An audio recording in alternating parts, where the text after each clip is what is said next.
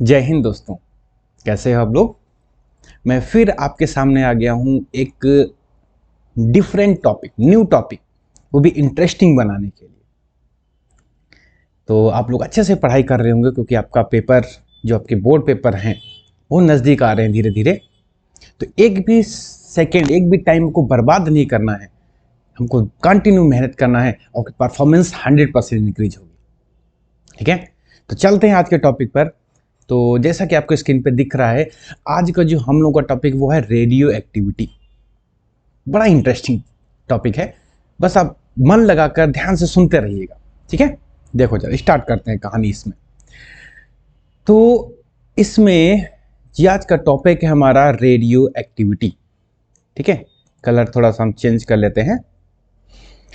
Radio activity होता क्या है, नेचर में भैया कुछ एलिमेंट्स होते हैं जिनके अंदर से कुछ टाइप के पार्टिकल्स निकलते हैं। वो एलिमेंट क्यों अपने अंदर से पार्टिकल निकालते हैं? क्योंकि वो देखिए, कोई भी स्टेबल एलिमेंट अपने अंदर से पार्टिकल नहीं निकालता है, कोई भी चीज नहीं निकालेगा। जो अनस्टेबल होगा वही अपने अंदर से पार्टिकल्स निकालेगा, एनर्जी निकालेगा। वो क्यों? क्योंकि वो उसको स्टेबल में जाना है। तो ऐसे एलिमेंट जो अनस्टेबल हैं और अपने अंदर से वो एनर्जी निकालते हैं, क्यों? क्योंकि उनको स्टेबल में जाना है। तो ऐसे एलिमेंट जो अपने अंदर से कुछ पार्टिकल्स को निकालते हैं स्टेबिलिटी गेन करने के लिए, वो जो एलिमेंट्स हैं क्या कहलाते हैं? रेडियो एक्टिव एलिमेंट्स कहलाते हैं। और मोस्टली ये जो एलिमेंट्स हैं, जब उनका एटॉमिक नंबर 90 के एबव होता है, एबव, तो वो एलिमेंट क्या कहलाते हैं? रेडियो एक्टिव एलिमेंट्स कहलाते हैं। इनके बारे में सबसे पहले भैया बताया था हेनरी बैकुरेल ने। ठीक है, और जो मैडम क्यूरी थी, उन्होंने रेडियम की खोज की थी और उन्होंने भी यही चीज एक्सप्लेन किए थे।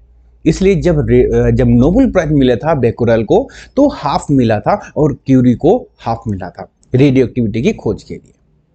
ठीक है, तो यहां पर कुछ ये जो एलिमेंट है, उस एलिमेंट से 3 टाइप के पार्टिकल्स निकलते हैं।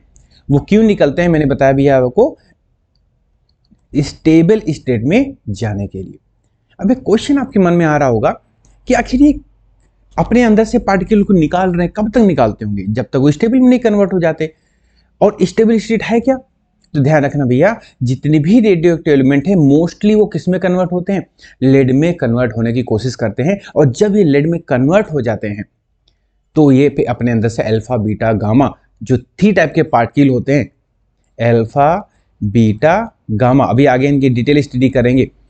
तो ये 3 टाइप के पार्टिकल अपने अंदर निकालते हैं। अल्फा पार्टिकल होता है, बीटा पार्टिकल होता है, गामा को हम लोग रेडिएशन बोलते हो। तो जब ये लेड में कन्वर्ट हो जाता है तो ये फिर किसी भी टाइप के अल्फा, बीटा, गामा पार्टिकल को एमिट नहीं करते हैं। राइट? तो आपको सीधी सी भाषा में कि ऐसे एलिमेंट्स जो अपने अंदर से स्टेबिलिटी गेन करने के लिए कुछ कंटिन्यूअस, कोई फोर्स नहीं लगाता उन पे, naturally continuous alpha, beta, gamma particles emit करते रहते हैं, वो एलिमेंट्स क्या कहलाते हैं? रेडियो एक्टिव एलिमेंट्स कहलाते हैं। और ये फिनोमिना क्या कहलाएगा? रेडियो एक्टिविटी कहलाती है। ठीक है, सबसे पहले खोज किसने की थी? हेनरी बैकुरेल ने की थी। हेनरी बैकुरेल ने भी रेडियो एक्टिव बताई, मैडम क्यूरी ने भी बताया। मैडम क्यूरी ने रेडियम की खोज करी और फिर इसको बताया।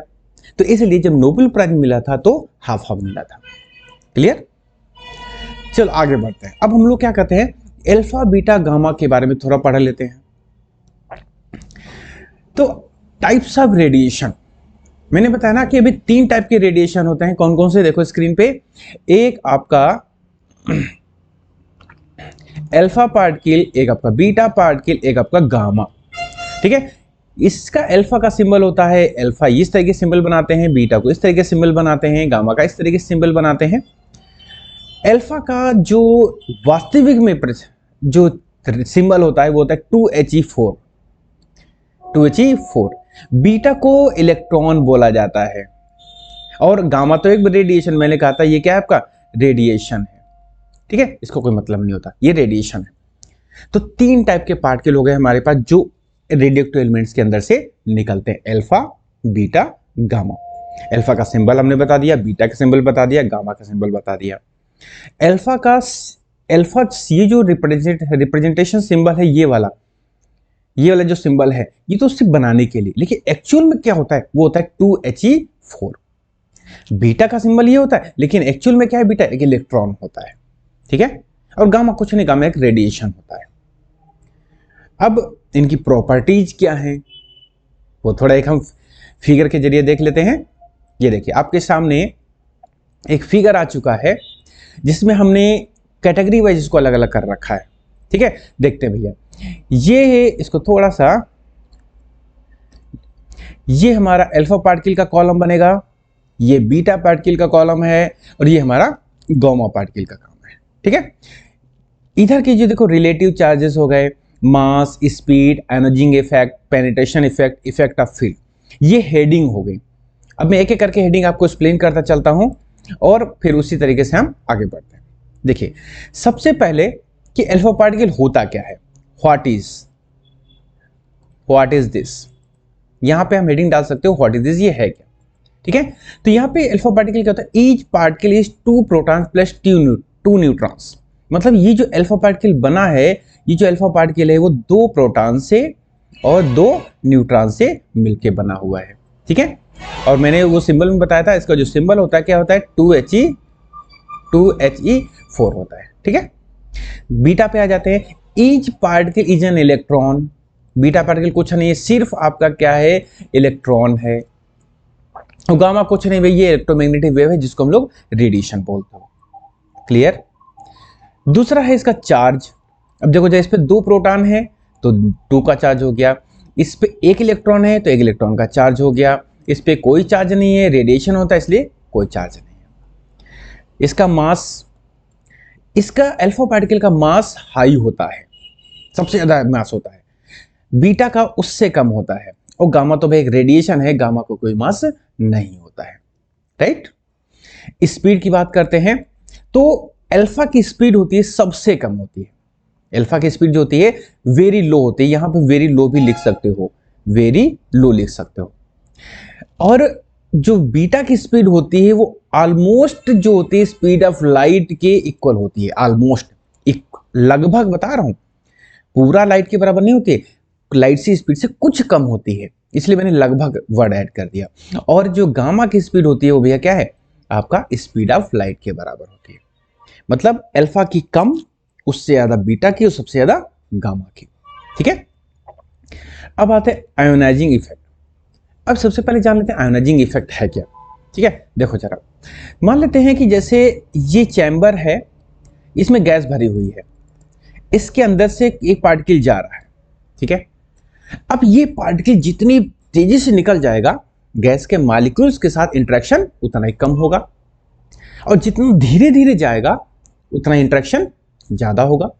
इंटरेक्शन कम होने का मतलब है ये अपनी एनर्जी कम दे पाएगा, इंटरेक्शन ज्यादा होने का मतलब है एनर्जी ज्यादा दे पाएगा, राइट। तो अब गैस से, अब मान लेते कमरा है, कमरे से कोई आदमी धीरे धीरे पास होगा, तो कमरे में जितने भी आदमी बैठे होंगे उनसे वो इंटरेक्शन कर लेगा, भैया तुम्हारा नाम क्या है, भैया तुम्हारा नाम क्या है, और बहुत जल्दी निकल गया, किसी से नहीं कुछ कर पाएगा। तो अल्फा पार्टिकल क्या करता है, वो मास होता है ज्यादा, स्पीड होगी उसकी कम, तो धीरे धीरे निकलेगा, सबसे हालचाल पूछ लेगा, मतलब सबको वो अपनी एनर्जी दे देगा, राइट। तो आयोनाइजिंग पावर क्या होती है, अल्फा पार्टिकल सबसे ज्यादा होती है, मतलब वो सबसे ज्यादा एनर्जी दे देगा, क्योंकि वो धीरे धीरे जा रहा है। इसीलिए देखो लिखा हुआ क्या है, स्ट्रॉन्ग। बीटा की क्या होती है, उससे स्पीड ज्यादा होती है, वो स्पीड से निकलता चला जाएगा, जब स्पीड से निकलेगा तो किसी का हालचाल ले पाएगा, नहीं ले पाएगा ना, तो क्या होता है, वीक। वो तो आयोनाइजिंग पावर क्या होती है, वो अपनी एनर्जी देने की जो क्षमता है वो वीक हो जाएगी, ज्यादा नहीं दे पाएगा। और गामा तो भाई लाइट की स्पीड से आएगा, सब मुझसे निकल गया, क्या दे पाएगा, नहीं दे पाएगा, अपनी एनर्जी किसी को भी नहीं दे पाएगा, इसलिए क्या हो जाएगा, वेरी वीक हो जाएगा, क्लियर। एनर्जी इफेक्ट आपको समझ में आ गया। पेनिट्रेशन पावर, किसी भी चीज के आर पार होने की जो क्षमता होती है उसके बोलते हैं पेनिट्रेटिंग पावर। अब देखो जरा, अल्फा पार्टिकल का मास ज्यादा, वेलोसिटी कम, तो क्या वो आसानी से किसी को आर पार कर पाएगा, नहीं कर पाएगा। तो अल्फा पार्टिकल की जो पेनिट्रेशन पावर होती है वो सबसे कम होती है। तो देखो जरा, नॉट वेरी पेनिट्रेटिंग, इसको नॉट वेरी पेनिट्रेटिंग मतलब इसकी पेनिट्रेशन पावर ज्यादा नहीं होती है। अब बीटा की स्पीड उससे ज्यादा होती है, तो बीटा क्या करेगा, थोड़ी बहुत ज्यादा पेनिट्रेशन पावर होगी। तो देखो penetration but stopped by a few millimetre of aluminium foil, पार कर लेगा लेकिन अगर मोटी चादर रख देंगे तो पार नहीं कर पाएगा। मतलब पेनिट्रेशन पावर अल्फा की सबसे कम हो गई, बीटा की उससे ज्यादा हो गई। गामा बहुत स्पीड है, क्या करेगा, बहुत पेनिट्रेशन पावर होती है, very penetration power. Never completely stopped लिखा है उसके आगे, देखो जरा क्या लिखा है, नेवर कंप्लीटली स्टॉप। क्यों? क्योंकि इसकी स्पीड सबसे ज्यादा होती है, इसलिए इसको पूरी तरीके से रोका नहीं जा सकता। 30 सेंटीमीटर एल्युमिनियम की चादर भी हो उसको गामा रेडिएशन पार कर देगा, राइट।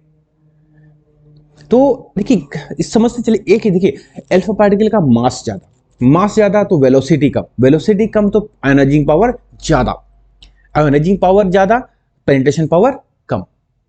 ठीक है, इस तरीके से हमको समझना है, सब एक दूसरे से इनबिल्ट है। जैसे गामा का ले लेते हैं, मास बहुत ही कम है ही नहीं, जब जो आदमी हल्का होता है बहुत तेज भागता है, राइट ना, तो जो इसकी स्पीड सबसे ज्यादा हो गई, जो स्पीड ज्यादा हो गई तो आयोनाइजिंग पावर सबसे कम हो गई, इंटरेक्शन हो ही नहीं पाएगा और पेनिट्रेशन पावर सबसे ज्यादा हो जाएगी, राइट। लास्ट टॉपिक है हमारा इफेक्ट ऑफ फील्ड, तिरछी लाइन बन रही है, इफेक्ट ऑफ फील्ड। अब देखो अल्फा पार्टिकल पे कैसा चार्ज होता है, पॉजिटिव चार्ज होता है, बीटा पार्टिकल पे होता है भैया नेगेटिव चार्ज होता है, और इस पे जीरो चार्ज होता है, कोई चार्ज नहीं होता है। अब देखो जरा फील्ड क्या होता है, अगर हम इन पार्टिकल्स को निकालें तो भाई इस पे पॉजिटिव चार्ज होता है, तो क्या करेगा, ये जब हम इसको फील्ड से गुजारेंगे तो अपने रास्ते से हट जाएगा, ठीक है। देखो जरा इधर, जैसे मान लेते हैं ये फील्ड है, ये प्लस है माइनस है, अगर इसके अंदर से गुजारेंगे अल्फा पार्टिकल को तो क्या करें, नेगेटिव तरफ घूम जाएगा।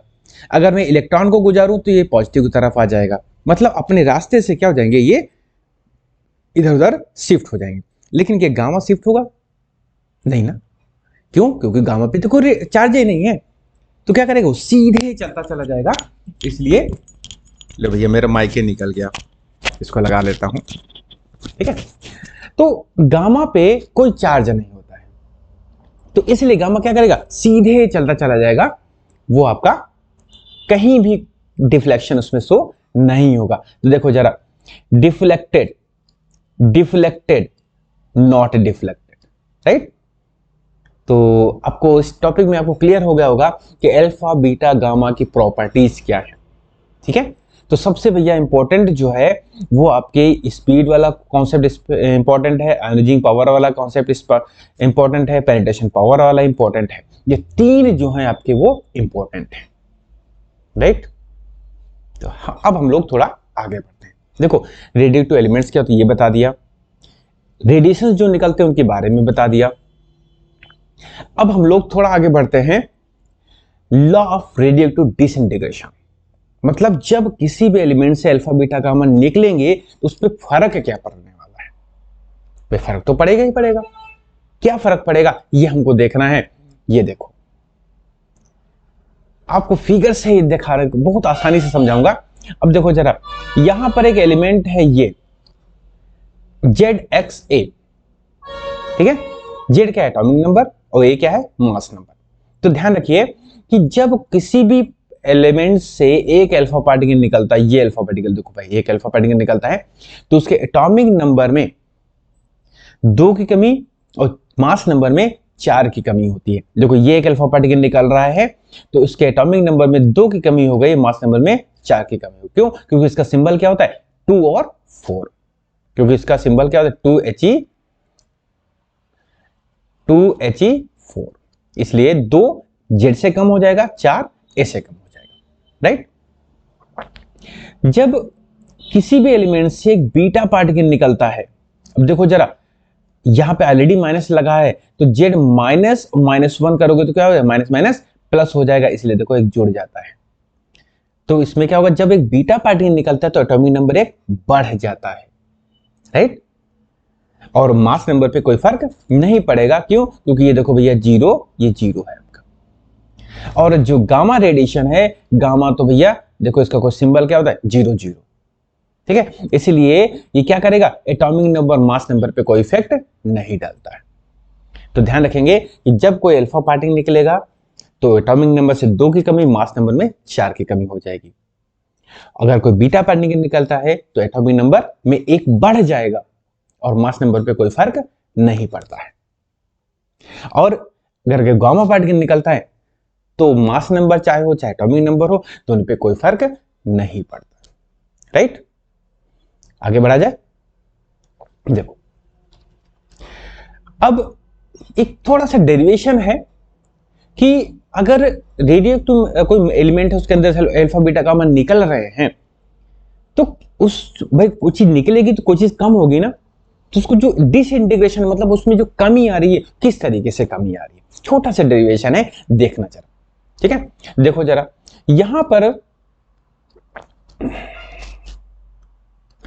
यहां पर मैं कुछ सिंबल्स लेता हूं। जैसे यहां पर मैंने सिंबल ले लिया एन। एन क्या होगा आपका, फाइनल नंबर ऑफ एटम्स, ठीक है। एन नोट क्या है आपके, इनिशियल नंबर ऑफ एटम, ठीक है, जो भी रेडियोएक्टिव एलिमेंट है उसके एटम। एन नोट क्या है, शुरू के एटम, और एन क्या है, फाइनल एटम, ठीक है। अब देखो जरा एक एग्जांपल से आपको समझाता हूं, जहां एक इक्वेशन लिख लो, dn upon dt directly proportional n, और यहां पे लगता है माइनस, ठीक है। ये इक्वेशन मैंने कैसे लिखी जरा इसको समझिएगा। dn by dt rate of disintegration. देखो जरा यहां पर मैं 3 बॉक्स बना रहा हूं, ठीक है। इसमें 2 एटम रख दिए, इसमें 3 एटम रख दिए, इसमें 4 एटम रख दिए, ठीक है। अब जरा ध्यान समझिएगा, ये रेडियोएक्टिव एलिमेंट्स हैं, रेडियोएक्टिव एटम्स एलिमेंट्स के एटम हैं जो अपने अंदर से अल्फा बीटा गामा पार्टिकल निकालेंगे, ठीक है। अब देखो जरा यहां पर 2 एटम है तो 2 से पार्टिकल निकलेंगे, यहां से 3 है तो 3 से निकलेंगे, यहां पे 4 है तो 4 से निकलेंगे। यानी कि अगर मैं इस पहले वाले, और इसको नंबरिंग कर दूं जरा, पहले फिगर की बात करता हूं, तो 1 सेकंड में 2 एटम से पार्टिकल निकलेंगे, दूसरे वाली फिगर में 1 सेकंड में 3 एटम से पार्टिकल निकलेंगे, और तीसरे वाली फिगर में 1 सेकंड में 4 एटम से पार्टिकल निकल रहे हैं। यानी कि रेट ऑफ डिसइंटीग्रेशन, पहले वाली फिगर में रेट ऑफ डिसइंटीग्रेशन 2 पे डिपेंड कर रहा है, तीसरे वाले में 3 पे डिपेंड कर रहा है, चौथे वाले में 4 पे डिपेंड कर रहा है। तो इसलिए मैंने लिखा dn by dt directly proportional n। और माइनस क्या लग रहा है कि जैसे जैसे समय गुजरेगा वो फाइनल जो क्वांटिटी होगी क्या होगी, वो भैया घटती जाएगी। माइनस क्या शो कर रहा है कि समय के साथ साथ वो क्वांटिटी क्या होगी, घटती जाएगी, राइट। तो dn बाई dt वाला कॉन्सेप्ट समझ में आ गया होगा। अगर नहीं समझ में आता है तुरंत कमेंट बॉक्स में करिए, मैं नेक्स्ट वीडियो में आपको एक्सप्लेन कर दूंगा, ठीक है। इसको हटा दे रहा हूं। तो अब हम लोग थोड़ा सा डेरिवेशन को आगे बढ़ाते हैं। फिजिक्स में रूल होता है, जहां पे डायरेक्ट प्रोपोर्शनल साइन बना होता है वहां पर हम एक कांस्टेंट ऐड करते हैं। तो यहां पर भी हम कांस्टेंट ऐड कर सकते हो, dn upon dt is equal to minus lambda into n, right. Lambda क्या होता है, यहाँ पे जो लैम्डा है वो क्या है आपका, डिसइंटीग्रेशन कांस्टेंट, यहाँ पे डिसइंटीग्रेशन कांस्टेंट लैम्डा जो है, राइट। अब देखो जरा, अब यहां पे हम इसको थोड़ा सॉल्व करते हैं, राइट। अब देखो छोटा सा डेरिवेशन है, स्टार्ट करते हैं। तो यहां पे dn upon dt is equal to minus lambda n, right. इधर का उधर कर दो, dn upon n is equal to minus lambda dt। क्या करो भाई, इसको इंटीग्रेशन कर देते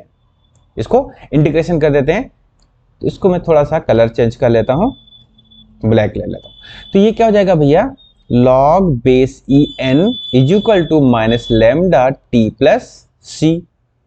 अब यहां पे हमको चाहिए सी की वैल्यू, कंडीशन लगाएंगे, put t is equal to 0, मतलब इनिशियल कंडीशन पहुंच जाओ कि इंटीग्रेशन जो डिसइंटीग्रेशन चालू ही नहीं हुआ था, तो यहां पे क्या आ जाएगा आपका n is equal to n not हो जाएगा। इसमें वैल्यू पुट कर दो, log base e n not is equal to minus lambda into 0 plus c, तो c की वैल्यू आ गई log base e n not.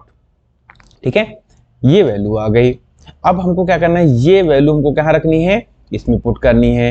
देखो भाई, log base e n minus log n not is equal to minus lambda t, right.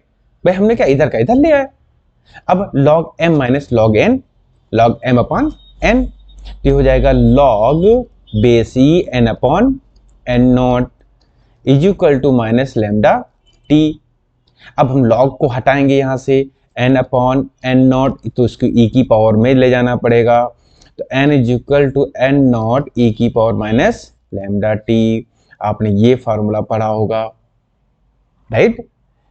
तो n क्या था हमारा फाइनल क्वांटिटी, n नॉट क्या था इनिशियल क्वांटिटी, लैम्डा क्या था डिसइंटीग्रेशन कांस्टेंट, और t क्या था हमारा टाइम है। यहां से क्या पता चलता है, देखो जरा, एक्सपोनेंशियल हो गया।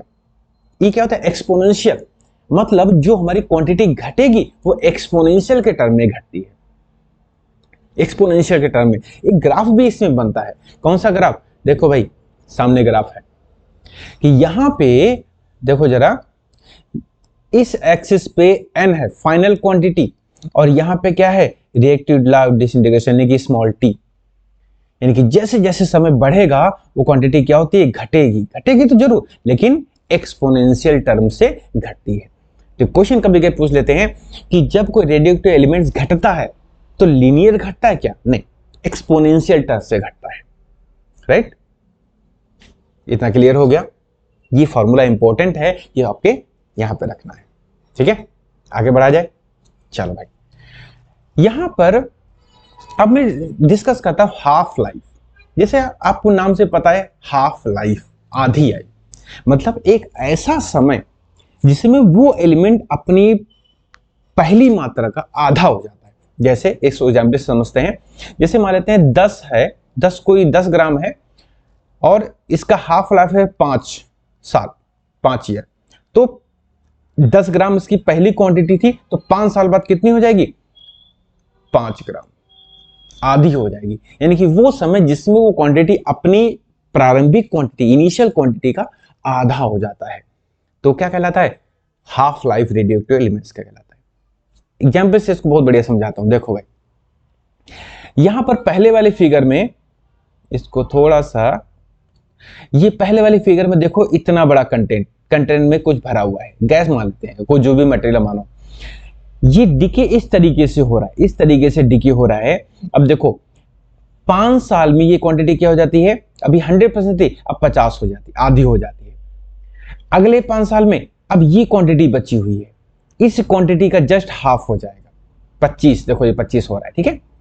अब 25 कितना होना चाहिए 12.5 होना चाहिए। अब देखो नेक्स्ट 5 साल बाद क्या हो जाएगा 12.5 पे आ जाएगी, फिर अगले 12.5 का आधा होना चाहिए 6.25 होना चाहिए, इससे यहाँ पे आ जाएगा, ठीक है। तो इस तरीके से हर 5 साल में क्या हो जाएगा अपनी क्वांटिटी का वो जस्ट हाफ होता चला जाएगा, अपनी क्वांटिटी का जस्ट हाफ होता चला जाता है। अब इसके लिए भी ये तो हो गया हाफ लाइफ होता क्या है, ठीक है। अब क्या है कि इसको कैसे फॉर्मूला ड्राइव करेंगे ये हम जरा देख लेते हैं। अभी हमने आपको फॉर्मूला बताया था n is equal to n not e की पावर माइनस लैम्डा t, और हाफ लाइफ को हम लोग रिप्रेजेंट करते हो कैपिटल T से, राइट। वैल्यू पुट कर दो भाई। अगर मैं small t is equal to capital T put कर दूं, इसका मतलब एक हाफ लाइफ में क्या हो जाएगा ये n नॉट बाई 2 हो जाएगा, अपनी प्रारंभिक अपनी इनिशियल क्वांटिटी का आधा हो जाएगा, जिसकी फाइनल क्वांटिटी हो जाएगी, जैसे देखो पहले वाली फिगर में, ठीक है। ये वैल्यू पुट कर दो, क्या हो जाएगा n not by 2 is equal to n not into e की power minus lambda capital T। तो ये आपका कैंसिल आउट, ये हो जाएगा 1/2 इज इक्वल टू e की पावर माइनस लैम्डा t। तो इसको हम ऐसे ले सकते हो 2 इज इक्वल टू e की पावर लैम्डा t, माइनस हट जाएगा, राइट ना। अब यहां से हमको क्या करना है, इसको हटाना है, ए को हटाना है, ए को हटाना है ना, तो इसको क्या करना पड़ेगा, lambda t equal to log base e 2, right ना।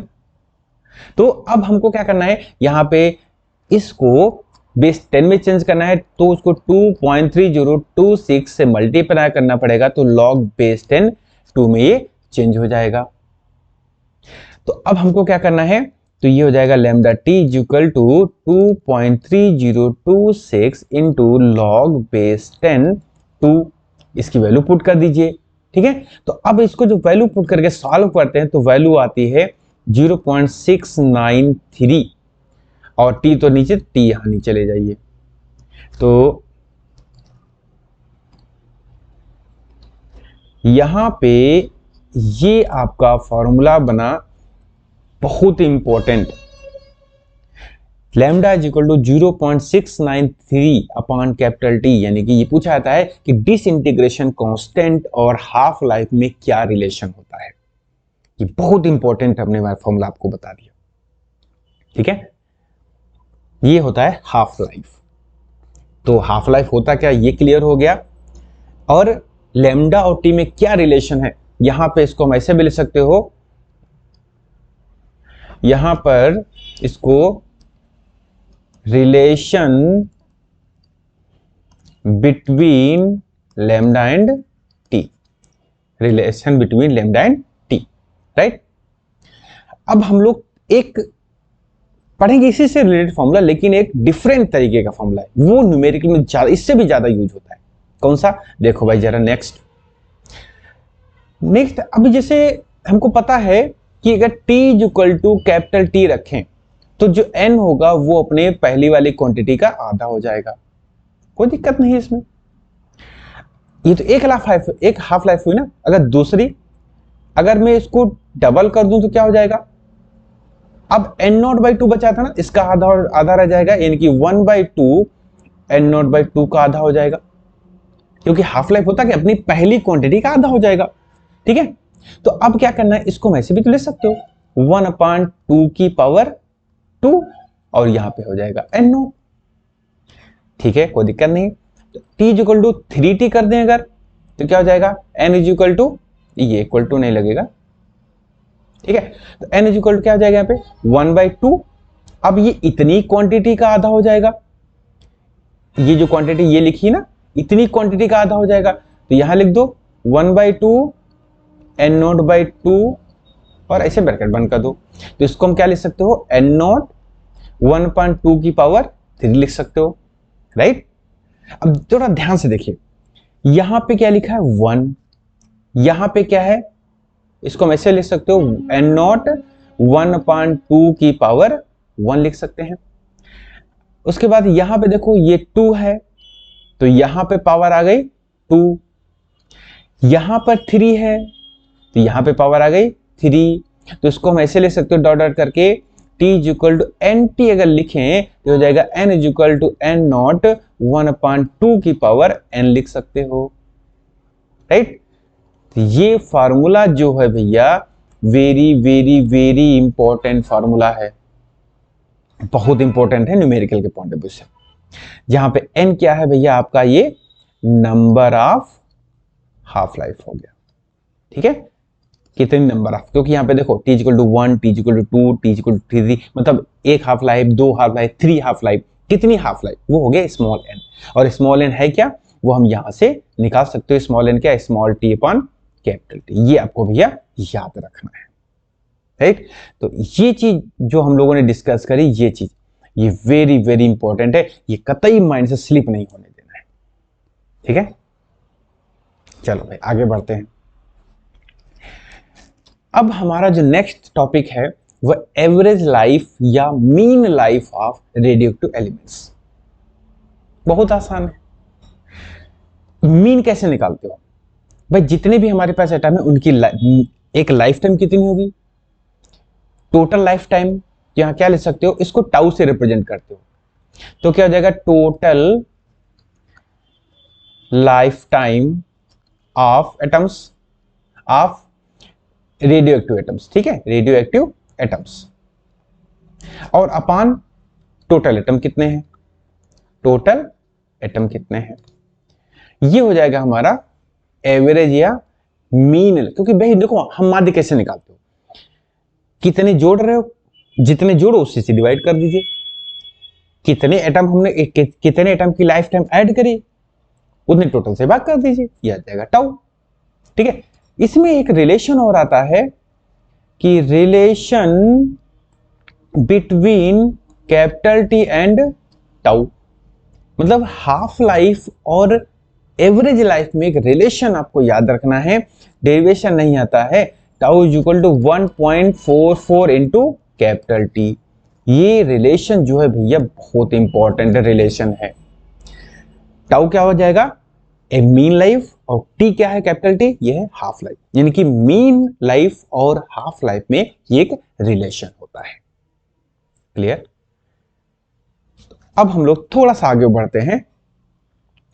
सबसे चाहे किसी भी तरीके से कह लो, ये एक ऐसा टॉपिक अब मैं एक्सप्लेन करने जा रहा हूं जो आप से ज्यादा टीचर्स पूछते हैं।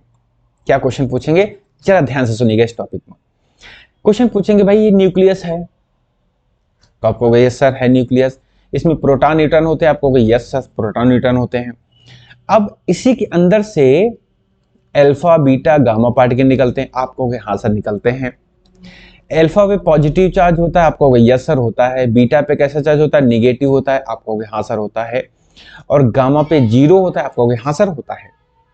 अब क्वेश्चन टीचर आपसे ही पूछता है कि बताओ भैया इस पॉजिटिव चीज के अंदर से, क्योंकि न्यूक्लियस से पॉजिटिव चार्ज होता है, इस पॉजिटिव चीज के अंदर से अगर पॉजिटिव चीज निकलती है तब तो बात समझ में आती है। आप कहोगे हाँ सर ठीक है, कोई बात नहीं है, तेरा कलर चेंज कर लेते हैं हम। तो अगर इस पॉजिटिव से पॉजिटिव निकलता है हमको कोई दिक्कत नहीं है, लेकिन अगर इस पॉजिटिव से कोई नेगेटिव पार्टिकल निकलता है जो इसके अंदर है ही नहीं, न्यूक्लियस के अंदर नेगेटिव तो कोई है ही नहीं, और तब भी नेगेटिव निकल रहा है, ये कैसे पॉसिबल है। तुरंत आपकी मुंडी घूम जाती है, हाँ यार सर तो सही बात कह रहे हैं, सर तो सही बात कह रहे हैं, ये नेगेटिव आया कहां से। आज हम उसी के कॉन्सेप्ट पे डिस्कस करने वाले हैं कि आखिर इस के अंदर से नेगेटिव निकलता कैसे है ये पार्टिकल। ठीक है, देखो भाई अब हम लोग थोड़ा डिस्कस करते हैं यहां पे कि न्यूक्लियस के अंदर से बीटा पार्टिकल निकलता कैसे। तो न्यूक्लियस के अंदर आपको पता है प्रोटॉन न्यूट्रॉन में कन्वर्ट होता है, न्यूट्रॉन प्रोटॉन में कन्वर्ट होता है। ये किसने कहा था, ये पाई मेसॉन जो होते हैं, पाई मेसॉन, ये पार्टिकल एक्सचेंज होते रहते हैं। ये पाई मेसॉन जो होते हैं, पाई मेसॉन कितने टाइप के होते हैं, पाई प्लस होता है, पाई निगेटिव होता है, पाई 0 होता है। ये कैप्चर करके प्रोटॉन न्यूट्रॉन में कन्वर्ट होता है, न्यूट्रॉन प्रोटॉन में कन्वर्ट होता रहता है। ये युकावा ने बताया था। किसने बताया था, युकावा ने बताया था भाई। अब जैसे मान लेते हैं ये न्यूक्लियस है, proton neutron proton neutron neutron proton इस तरीके से बटे होते हैं। अब इसमें प्रोटॉन न्यूट्रॉन में कन्वर्जन होता रहता है। अब ये नहीं कर सकते हो कि प्रोटॉन यहां पर है तो यहीं पर रहेगा, नहीं। अभी आप कह रहे हो ये प्रोटॉन है, हो सकता है उसमें न्यूट्रॉन में कन्वर्ट हो गया हो, और आप कह रहे हो कि ये से न्यूट्रॉन है तो हो सकता है कि ये प्रोटॉन में कन्वर्ट हो रहा होगा। Then inside the nucleus you can not say that it is a proton and it is a neutron, because this particle exchange या चेंज, ये पार्टिकल चेंज होते रहते हैं, राइट। अब देखो जरा, वैसे तो भाई न्यूट्रॉन जो होता है, अब इस बात को जरा ध्यान सुनिएगा, फ्री स्टेट में न्यूट्रॉन प्रोटॉन में कन्वर्ट हो सकता है, लेकिन प्रोटॉन न्यूट्रॉन में कन्वर्ट नहीं हो सकता, क्योंकि प्रोटॉन स्टेबल होता है। लेकिन इनसाइड द न्यूक्लियस, न्यूक्लियस के अंदर इतना प्रेशर होता है, इतना फोर्स होता है, प्रोटॉन भी आसानी से कन्वर्ट होता है न्यूट्रॉन में, और न्यूट्रॉन तो कन्वर्ट होता ही होता है प्रोटॉन में। ठीक है, अब इनकी कन्वर्जिंग प्रोसेस में बताता हूं। जब न्यूट्रॉन एक प्रोटॉन में कन्वर्ट होता है, देखो न्यूट्रॉन क्या होता है भैया 0 and 1, और प्रोटॉन क्या होता है 1 1। क्या रिएक्शन बैलेंस है, बताइए।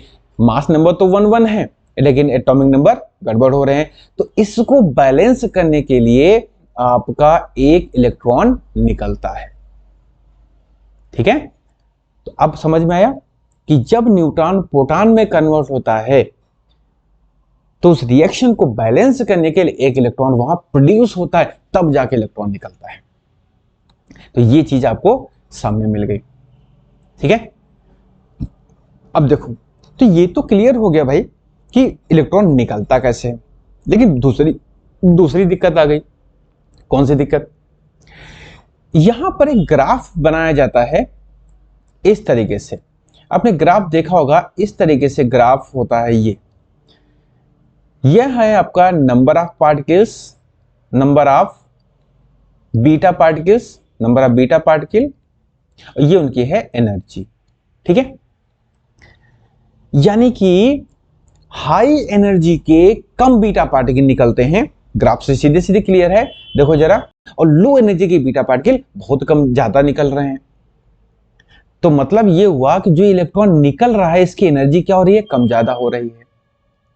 ठीक है, इसकी एनर्जी कम ज्यादा। तो कंजर्वेशन ऑफ एनर्जी जो रूल है ये गड़बड़ हो रहा है भाई। कभी एनर्जी ज्यादा निकल रही है, कभी एनर्जी कम निकल रही है। ये भी भैया थोड़ा समझ में नहीं है बात, राइट ना? तो इसको एक्सप्लेन, क्योंकि न्यूक्लियर फिजिक्स में कोई भी रिएक्शन अगर पॉसिबल है तो कंजर्वेशन ऑफ एनर्जी रूल वहां पे अप्लाई होना मस्ट है। तो अब कंजर्वेशन ऑफ एनर्जी रूल लगाते हैं तो ये रूल गड़बड़ हो जा रहा है, क्योंकि यहां पे ग्राफ क्या कह रहा है? कुछ बीटा पार्टिकल कम एनर्जी के निकलते हैं और कम एनर्जी के बीटा पार्टिकल बहुत ज्यादा निकलते हैं। तो इसको बैलेंस करने के लिए भैया इसके साथ में एक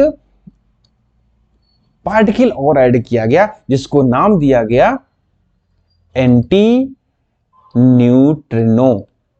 एंटी न्यूट्रिनो ये आपका भैया जो पार्टिकल होता है ये आपका मासलेस एंड चार्जलेस होता है।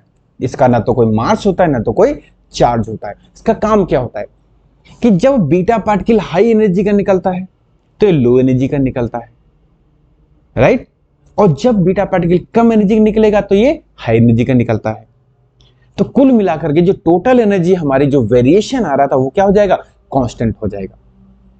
ठीक है, यानी कि कंजर्वेशन ऑफ एनर्जी रूल को वैलिडिटी देने के लिए यहां पे एंटी न्यूट्रिनो का कॉन्सेप्ट लाया गया।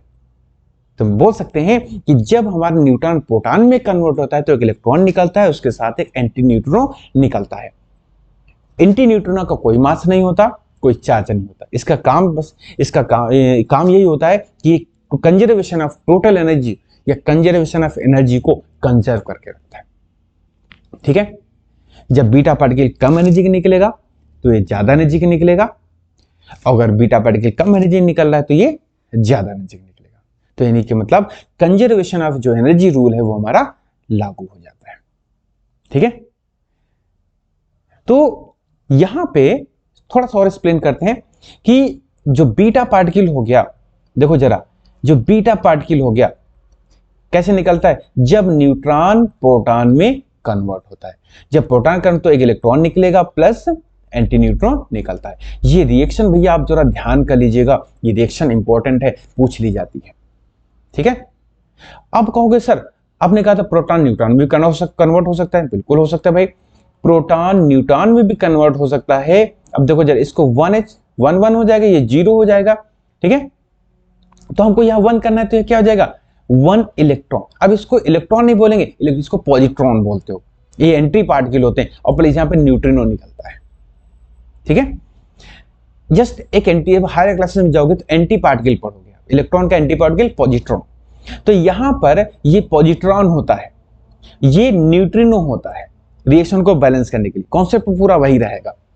तो ये रिएक्शन हो गई प्रोटॉन से न्यूट्रॉन में कन्वर्ट होने की, ये होते न्यूट्रॉन से प्रोटॉन में कन्वर्ट होने की, राइट? जब ये दोनों रिएक्शन कब होती हैं? जो इनसाइड न्यूक्लियस। ठीक है, क्यों? क्योंकि न्यूक्लियस के अंदर प्रेशर ज्यादा होता है। प्रेशर ज्यादा होने की वजह से आपका न्यूट्रॉन प्रोटॉन में, प्रोटॉन न्यूट्रॉन में कन्वर्ट होता रहता है। अगर हम फ्री स्टेट की बात करते हैं, अगर मैं फ्री स्टेट की बात करता हूं तो सिर्फ न्यूट्रॉन प्रोटॉन में कन्वर्ट हो सकता है, प्रोटॉन न्यूट्रॉन में कभी कन्वर्ट, ये तो हो सकता है, ये कभी कन्वर्ट नहीं होगा। क्यों? क्योंकि प्रोटॉन कैसा होता है आपका, स्टेबल होता है, प्रोटॉन स्टेबल होता है, इसलिए कन्वर्ट नहीं हो सकता, राइट। तो अब यहां पर देखिए रिएक्शन पॉसिबल है या नहीं पॉसिबल है, एक फैक्टर और यूज किया जाता है जिसको हम लोग क्या बोलते हैं, Q value factor. Q value के बेसिस पर भी बताया जाता है कि ये रिएक्शन पॉसिबल है या नहीं पॉसिबल है। ये बाइंडिंग एनर्जी के फॉर्मूले से निकाली जाती है। अब देखता हूं ये जो डीके है ये वाला, ये भी बीटा है और ये भी बीटा होता है, ठीक है। इसको हम बीटा निगेटिव बोलते हो, इसको बीटा प्लस डीके बोलते हो, उसको बीटा निगेटिव, इसको बीटा प्लस डीके बोलते हो। इसकी क्यू वैल्यू जो होती है वो पॉजिटिव होती है, इसकी क्यू वैल्यू जो होती है नेगेटिव होती है। इसलिए फ्री स्टेट में ये रिएक्शन तो पॉसिबल होती है, ये रिएक्शन पॉसिबल नहीं होती है, क्योंकि वही रिएक्शन नेचर में पॉसिबल होती है जिनकी क्यू वैल्यू प्लस होती है, ये पॉसिबल होती है, और जो जिनकी क्यू वैल्यू नेगेटिव होती है वो रिएक्शन पॉसिबल नहीं होती है, ठीक है। तो आपको आज समझ में आ गया होगा कि न्यूक्लियस के अंदर से बीटा पार्टिकल कैसे निकलता है, उसके साथ न्यूट्रिनो एंटी न्यूट्रिनो का क्यों कॉन्सेप्ट ऐड किया गया। तो आई थिंक इतना आपको क्लियर हो गया होगा। अगर कोई भी डाउट होता है आप तुरंत कमेंट बॉक्स में कमेंट करके पूछे, और ये चैनल ज़्यादा से ज़्यादा लोगों तक पहुंचाइए जिससे सब बेनिफिट हो सके। अब हम लोग नेक्स्ट वीडियो में मैं nuclear fission, nuclear fusion reaction आपको पढ़ाऊंगा, न्यूक्लियर रिएक्टर पढ़ाऊंगा कि किस तरीके से हम उनको कंट्रोल करते हैं, इसलिए किसको हम कंट्रोल रिएक्शन बोलते हो, किसको अनकंट्रोल्ड रिएक्शन बोलते हो, ठीक है। तो आज इस वीडियो को यहीं पे वाइंड अप करते हैं। इसको आप आज ध्यान से पढ़िए, जहाँ पे कंफ्यूजन हो पूछिए, आपके सारे क्वेश्चंस का जवाब दूंगा। और जल्दी ही मैं ये 12th का सारे चैप्टर्स के वीडियो बनाने के बाद मैं नीट की तैयारी आपके करवाऊंगा, तो इसलिए बने रहिए चैनल पर, ज़्यादा से ज़्यादा लोगों तक तो पहुँचाइए। तो फिर मिलते हैं नेक्स्ट वीडियो में, तब तक के लिए जय हिंद, टेक केयर, बाय बाय।